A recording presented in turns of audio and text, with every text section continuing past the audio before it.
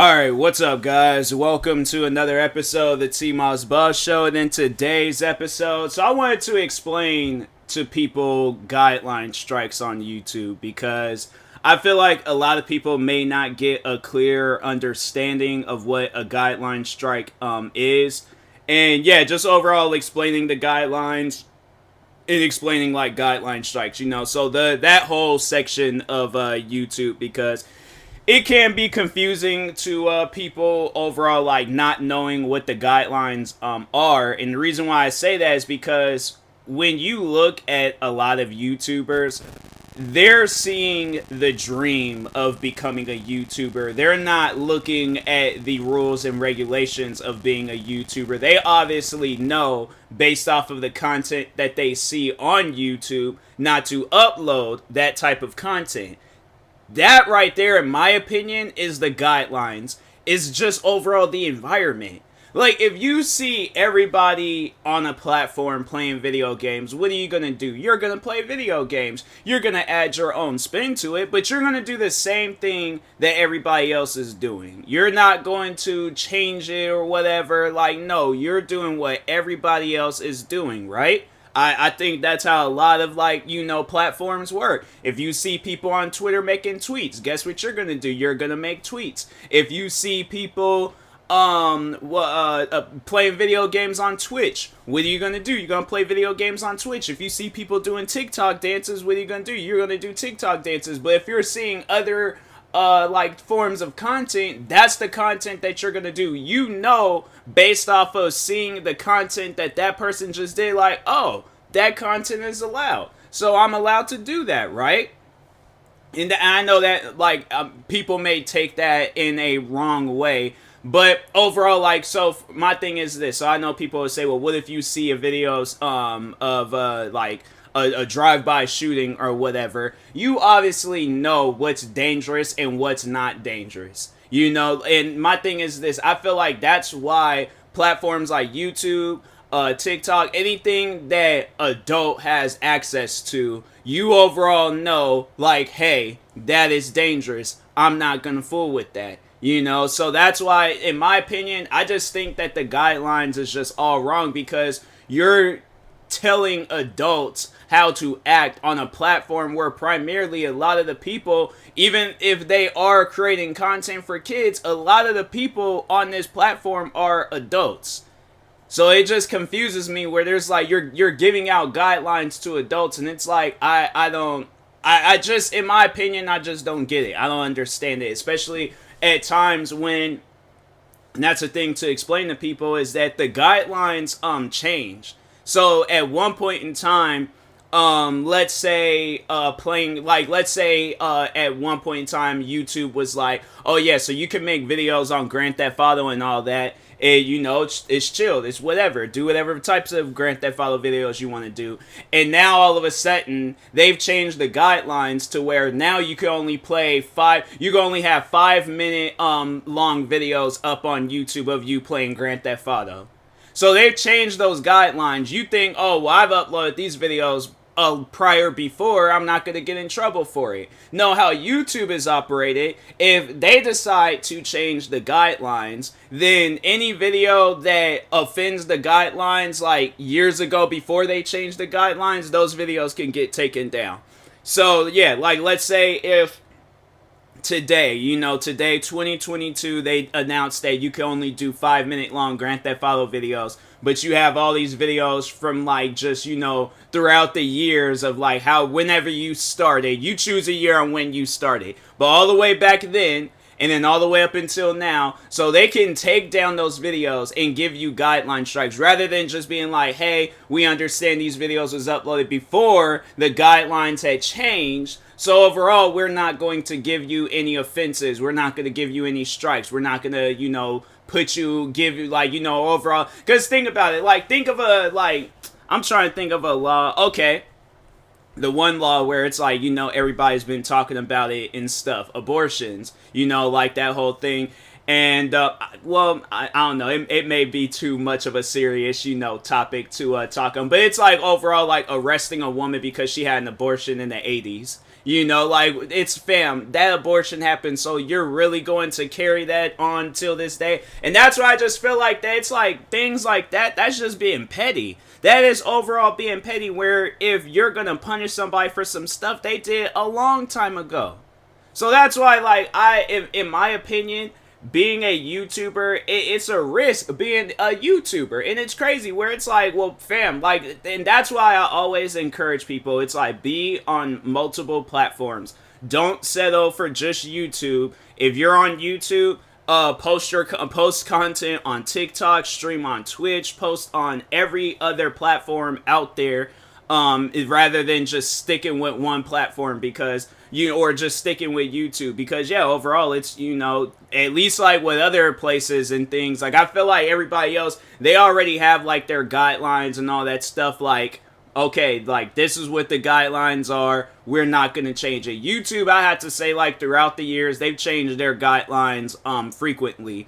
I mean, I think when was the last time? I think the last time they changed their guidelines was it last year or was it a couple of years ago? It was not too long ago when they changed their guidelines versus like with everybody else. You don't really hear too many times where they've changed. Like, I think Twitch might have also changed their guidelines, but it was more so, I guess, like for music and stuff. Like, I guess to give people a better understanding on like how to or when or however to stream music on your like channel and stuff. So but yeah, it's like, at least like the thing is, I have to say the difference between guidelines on YouTube versus guidelines on other platforms is that they're a lot clearer. That stuff, it usually is like right then and there when, if your thing gets reported. And I think that's what they more so look for. Like, for an example, Twitter. I've seen a lot of different crazy videos on Twitter. I've seen in Facebook and everything else. Usually, and that's how I see it, but usually when you post some offensive things, when you do some offensive, for an example, Donald Trump, when he started that whole riot at the Capitol and stuff, and he was all on Twitter tweeting all a bunch of different crazy things, like that to me is like, okay, that's stuff that you pay attention to. But like, let's say if Trump didn't have the clout that he has and he was your average person like myself and he made a tweet saying, hey, we should start a riot at the Capitol, do you think anybody's gonna honestly see that? There are so many crazy and wild tweets that I see on a regular that I'm like, fam, I know you wouldn't go out in public and talk like that, especially in front of no cop, in front of the Twitter CEOs or whoever. I know you wouldn't go out in public and talk like that, because you're either gonna get jumped or you're gonna get in some form of trouble. All right, but I ignore that stuff. My thing is this, and that's where like also kind of, I guess, explaining people to YouTube, because I just overall feel like that YouTube is unaware that people exist. But if there is something that I find, and it takes a lot out of me to find things offensive. That's why, like, a lot of times, like, I've seen, not even just on, like, Twitter, but just on, like, all of the internet. Like, I've seen crazy things on Instagram. I've seen crazy things on Facebook. I've seen people get killed on like I think all social media platforms. I think all of them. Well, maybe not TikTok, but pretty much like all of them. Every platform I've been, like, there's a whole website that promotes stuff like that. People getting killed and all that crap. Like, and it's crazy to me where it's like, you would think that would be the danger that you would want people to stay away from, not a Vine compilation or a parkour compilation, or me reacting to some YouTubers pranking each other. Like, my thing is this.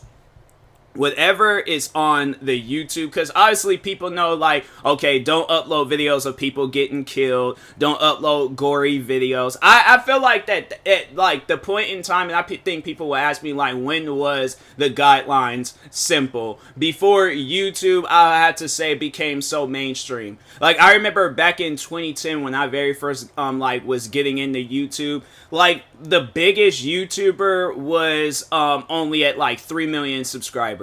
Like that's where YouTube was at back like, you know, 12 years ago and stuff. Like the biggest YouTuber only had 3 million subscribers. Like nowadays 3 million is like an average, you know, number. It's a big number, but like it's still like it's something where, fam, you know, you can easily achieve that if you put your mind to it. But like the 100 millions, or even like not even so much as up there, but like even before then, like 20 something million, 30 something million, 40 something. Like there's people out there. I feel like the new obviously the new 3 million is like 100 million and stuff, but like I don't know, I feel like it's a little bit lower than that. Like I usually feel like, you know, you became a big YouTuber once you got like 20 something million subscribers and stuff. But anyways, but yeah, like I feel like that's when, you know, times were simple, when it was like there really wasn't a whole lot of people in things, you know. Like back then I feel like what YouTube was that it was just a website where you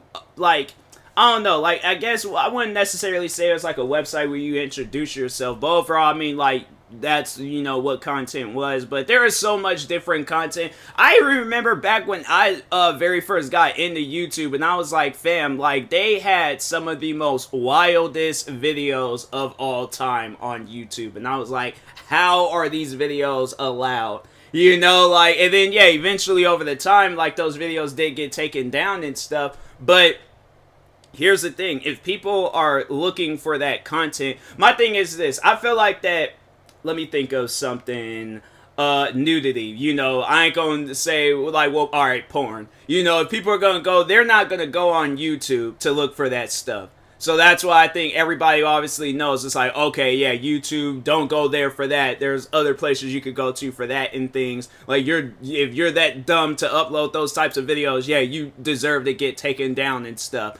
But I'm trying to think of like, oh, like, I don't know, like, I'm trying to think of a video, like, besides me, like, not using myself as an example, because I'm like, I think everybody knows the whole situation with me and strikes and guidelines and all that stuff with YouTube. But overall, like, I don't know, I guess, like, if I was making a video, like, talking on the struggles of, you know, one of those, like of an adult actress, and like, you know, the just the consequences that comes with that lifestyle and things, and I'm talking on that and I'm mentioning these names and whatever, and they take my video down because they're all like, oh, your video is promoting pornography. And I'm like, fam, I'm just telling the struggles that comes with the job. I'm not like actually showing, you know, jobs or whatever you want to call it and things, but I'm just saying, like, it's crazy to me. Like, you can get in trouble for it. It's just overall crazy. It's like you don't necessarily know what's against the guidelines and what's not against the guidelines, because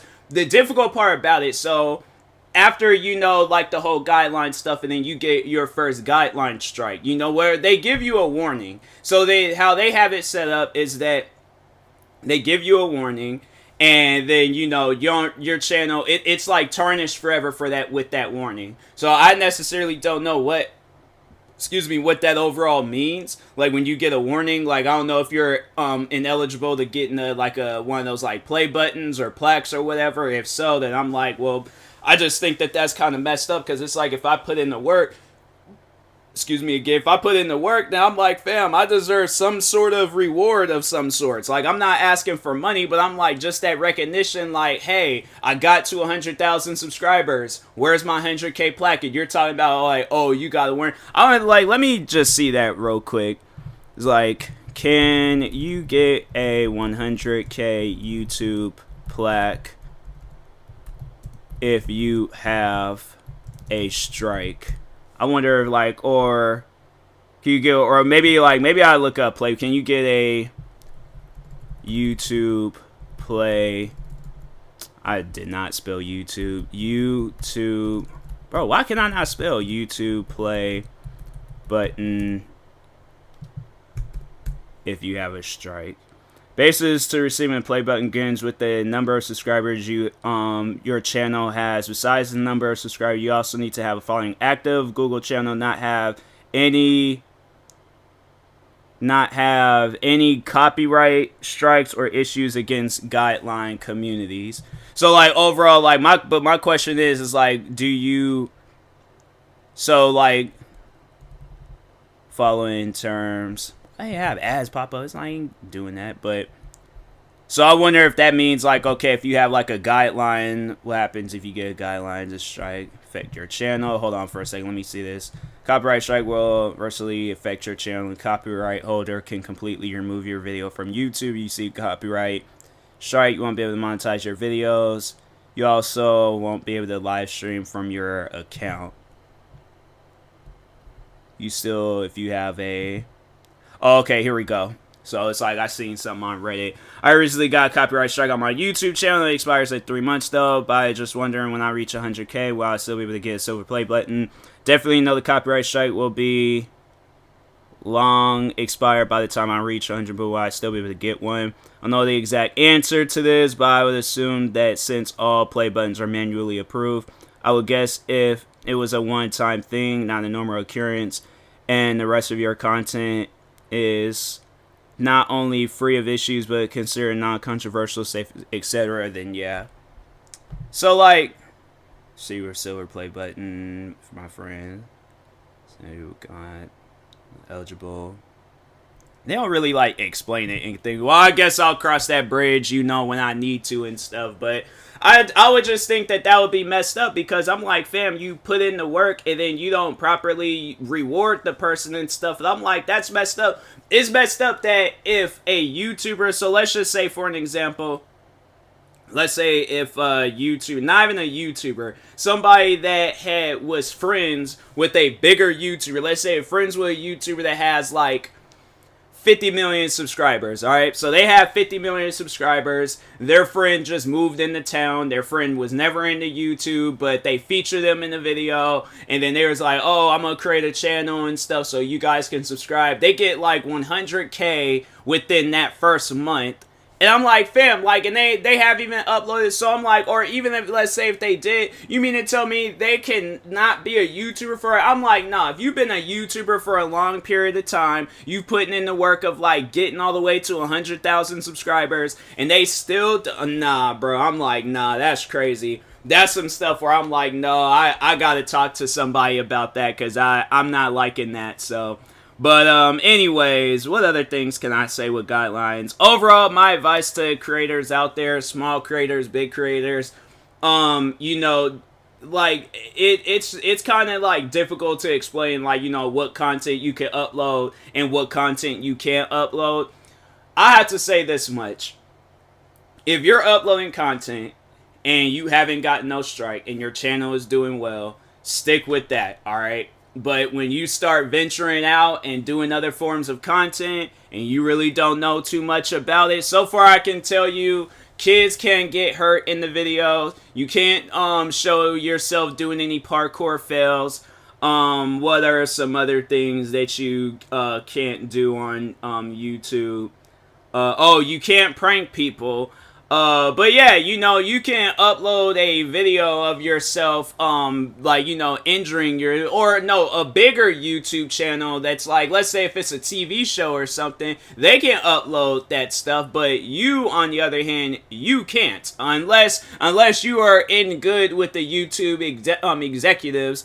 But if not, then yeah, overall, like, you know, if you're a small content creator, or if you're a content creator that just does their own thing, and you're not in good with the YouTube executives, then, yeah, overall, it's just, I feel like if you're not in good with YouTube executives, they're gonna most likely, like, if you get to a point in time where your channel done grew a lot, and let's say you're like, you know, you're getting like 100,000 subscribers a day or whatever, and YouTube, you know, you ain't really, I feel like if that were to happen with me, I feel like YouTube would try to like shadow ban me or something. They will overall try to do something in order to like just not have me see my full potential and stuff. So, but anyways, and that being said, I will talk to y'all later. Thank you guys for watching or listening. If you're viewing this on YouTube, make sure you like and subscribe. And if you're viewing this on a podcast streaming service, make sure you follow or subscribe, however it's set up. Make sure you subscribe to one of my 43 YouTube channels. Follow me on Twitter, TikTok, Twitch, and Instagram at TMossBoss.